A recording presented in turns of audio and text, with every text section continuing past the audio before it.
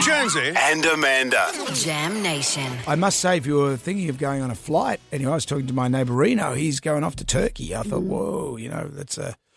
Well, you don't even have to be going to those destinations to be affected, as we saw on the news last night. A whole lot of Jack's friends all of a sudden are going to, it's university holidays. A lot of people, school holidays coming up, going overseas, flying through Dubai or the Middle East, all the flights to Doha. Many flights were suspended following the US strikes on Iran and Iran's retaliation.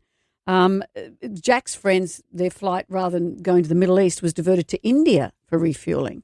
Right. A lot of people anxious to see how they're going. An urgent warning to Australians earlier in the week. Several flights from Singapore and the UK to Dubai and Doha were suspended on Sunday morning following these strikes. Services through the Australian routes were resumed, but British Airways passengers were stranded in Dubai. An alert issued by the government's Smart Traveller website on Monday has advised that the situation in the Middle East is unpredictable, could get worse with little warning, disrupting travel across the globe.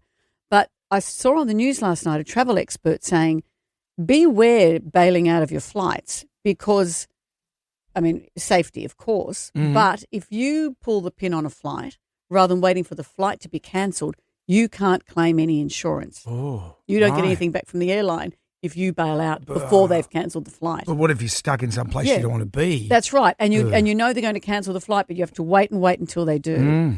Interesting, isn't it? Did you see that flight last night? I really felt for these people. This is a Qantas flight that was flying from Perth to Paris. I saw the graphic. They were almost there, 15 hours in the air. Yep. Had to turn and come back.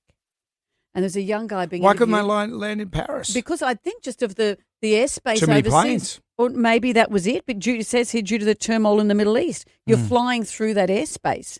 Yep. They were 16 hours in and probably flying through that bit, and it was too dangerous and they had to come back. Like September 11, remember that Come From Home? Come From Away. Come From Away, that musical. Based on reality.